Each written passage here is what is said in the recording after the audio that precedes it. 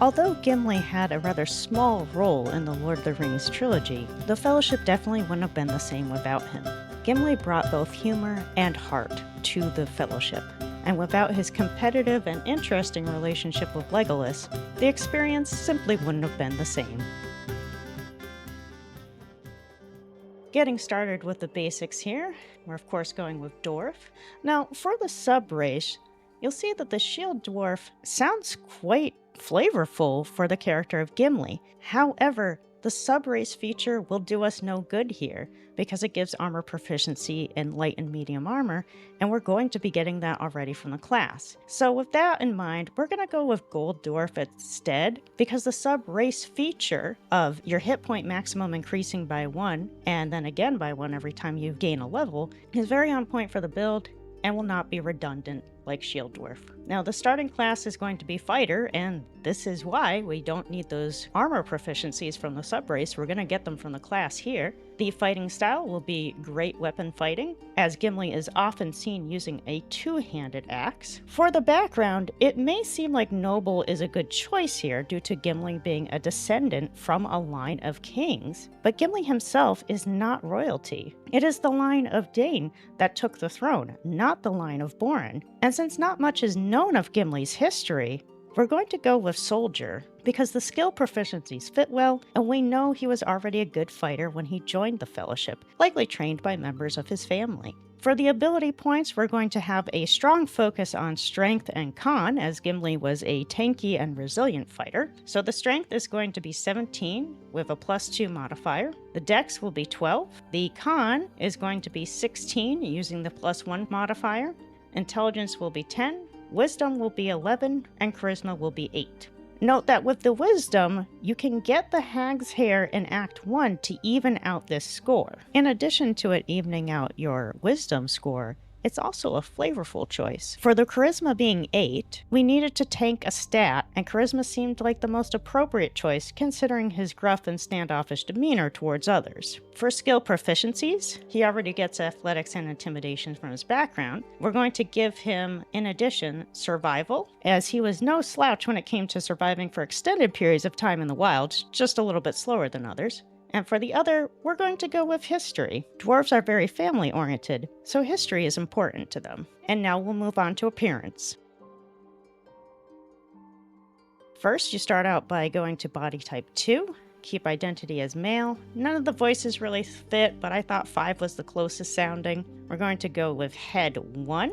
For the skin tone, we will go with warm tone 4, so giving them a little bit of color. Skip down to eyes, and just like with the other Lord of the Rings builds, we are doing the appearance based on the actor's portrayal. So in this case, it's going to be brown eyes, so brown 4. Down to hair, and there's really no haircut that quite does it, but I felt like the closest one was River Shaman. Now, River Shaman does not have the kind of length that Gimli's hair does. However, it's got the volume and a bit of the wildness to it that his does. If you want to go with something for more length, you'd have to go with something like Wildcat, Windswept, or Neverwinter Scarf. For the hair color, he has a reddish brown hair, so we're going to go with Ginger 4. Now, I wanted to use the highlights, but unfortunately, on this particular hair color, the highlights actually only show up on one side, and I'll show you here.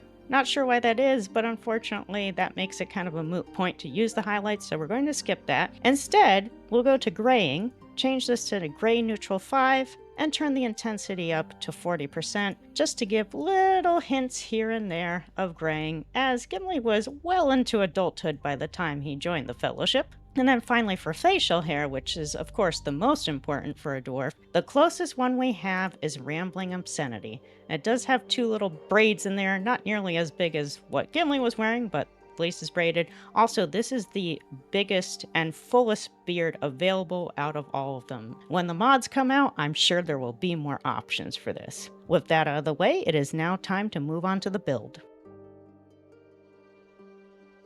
Before we dive into the build here, I do want to note that we wanted to multi-class into Barbarian for this build, but there's a huge roadblock there. You can't rage while wearing heavy armor. Heavy armor is integral to Gimli's build, so we're going to forego Barbarian despite the flavor it would bring to the build. And honestly, this brings up a good point that should always be considered when translating characters into BG3. You're going to run into some issues. In addition to Barbarian not working out, we also know that Gimli isn't a good jumper by his own admission, and yet in BG3, due to his high strength, he's going to be an incredible jumper. Getting started with the build at level 2, we're just unlocking Action Surge. At level 3, it's time to choose the subclass. We're going to go with Battle Master. Although we couldn't find anything in the lore about Gimli having been trained as a commander or something similar, we can tell from the way he's described in the books and the way he fights in the movies that he is a veteran fighter and has some tactical moves. For the first 3 maneuvers, we're going to go with Goading Attack, Sweeping Attack, and Trip Attack. He definitely likes to goad his enemies, make wide sweeping attacks, and sometimes even fights a bit dirty. At level 4, it's time for the first feat, and we are going to go with Tavern Brawler for 2 reasons. One is that when you make an unarmed attack, use an improvised weapon, or, here's the keyword, throw something, your strength modifier is added twice to the damage and attack rolls. We know that Gimli didn't just go around with a 2-handed axe batting things, but also occasionally threw hand axes around, and we want that to be part of his build. So Tavern Brawler will help with that.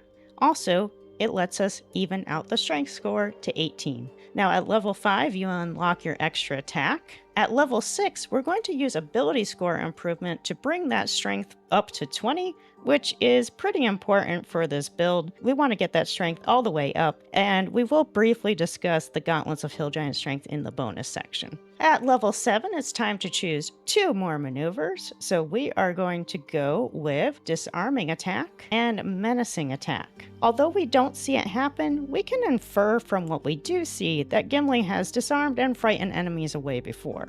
At level 8, it's time to choose another feat, and this time we are going to go for Savage Attacker. Gimli may not be as pinpoint accurate as Legolas, but he is savage in his attacks. At level 9, nothing to do here, we're just unlocking Indomitable. At level 10, we unlock 2 more maneuvers. We are going to go with the Pushing Attack and the Fainting Attack. There are some instances where we see Gimli use brute force against enemies, either shoving them or dealing out some extra punishment. At level 11, we're just unlocking the improved extra attack. And then at level 12, we get our final feat, and we're going to go with ability score improvement to bring that con up to 18. That will do it for the build, so let's go into the bonus section. If you don't need the ability score improvement +2 to con because you're using the Amulet of Greater Health, you can grab Great Weapon Master for your final feat instead. If you do this, make sure to redo your stat spread since you won't need the points you put into con anymore. Likewise, if you use the Gauntlets of Hill Giant Strength, make sure to respec your stats and some of your feats. For body armor, I would recommend the Adamantine Splint Armor from Grimforge, which is basically the Baldur's Gate 3 equivalent of Mithril. This armor is so good, you could go through the whole game with it.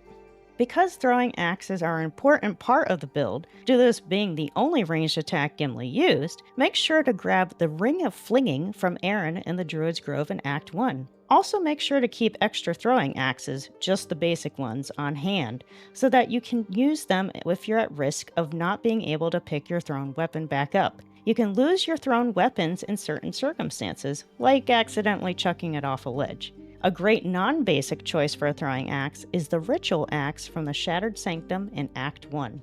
For main weapon choices, I would go with the very heavy Great Axe from the Blighted Village in Act 1, and then switch to the Defender Great Axe in Act 2, bought from the Quartermaster at the Last Light Inn.